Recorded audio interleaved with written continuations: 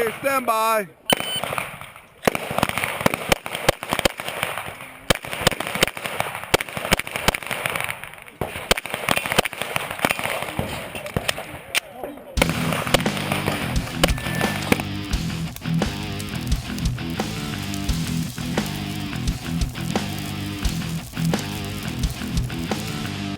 Alright, what I like about this gun, well, there's a lot to say here, and it's all the features you get with this gun out of the box.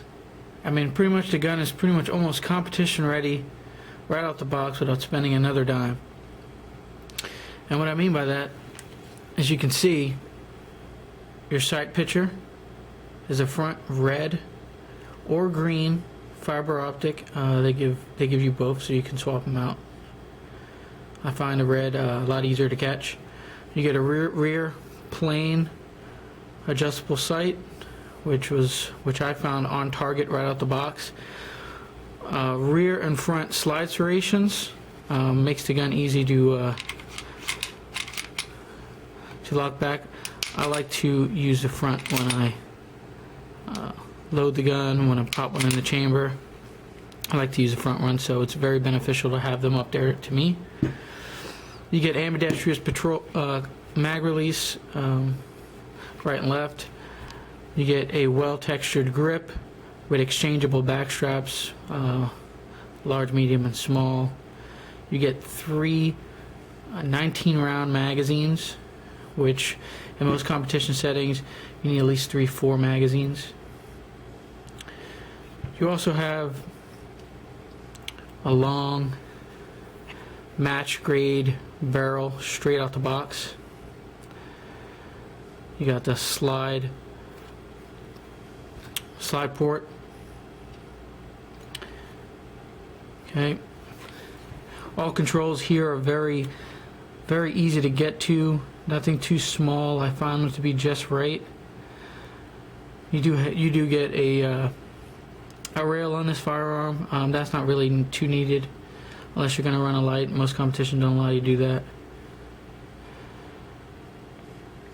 Alright, you get a great trigger pull out the box, and we'll demonstrate that. This is no magazine.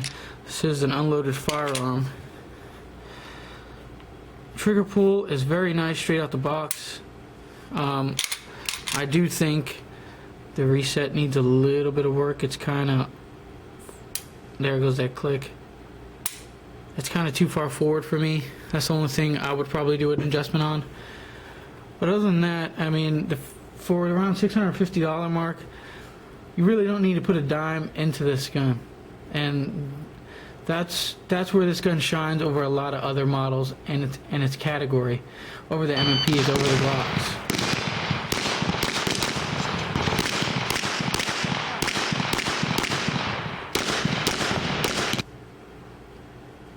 Alright, so now I'm going to nitpick here, because that's exactly what this is. And this is going to come down to, obviously, my opinion. And this is nitpicking here. My dislikes on this firearm. Since I'm basing this gun purely on a competition gun, because that's what it's designed for, I really do think this beaver tail safety in the back is unnecessary. I mean, it's not much of an issue for me. Like I said, this is nitpicking. But I just don't think it needs to be there. If you're worried about safeties, you do have the one right here on the trigger, and you do have the loaded chamber indicator here on the top. But this grip safety, I think that just unnecessary. They could have left that out. And as I've actually mentioned in the likes portion, I think the trigger reset needs a bit of work. I've been told by a lot of Springfield guys out there that use this gun, particularly in competition, that you can go ahead and get a Powder River Precision spring kit, I believe, and it'll really help with that trigger reset and trigger pull. So, like I said, I mean, this is really nitpicking, guys. I don't think the reset's that awful at all. But I mean, if I had to pick something out on this gun, it'll be beaver tail safety, reset. Maybe they could have made it a little bit better. Other than that, there's not a thing on this gun that I don't like.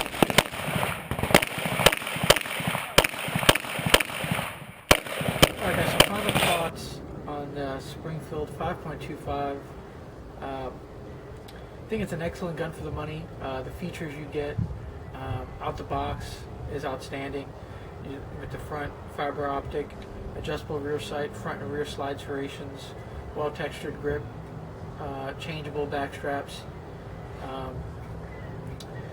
Controls are easy to access, not too small. They're right there, easy to grab on. Loaded chamber indicator is a plus for me. That kind of eliminates the press check. No need for that when you have a loaded chamber indicator.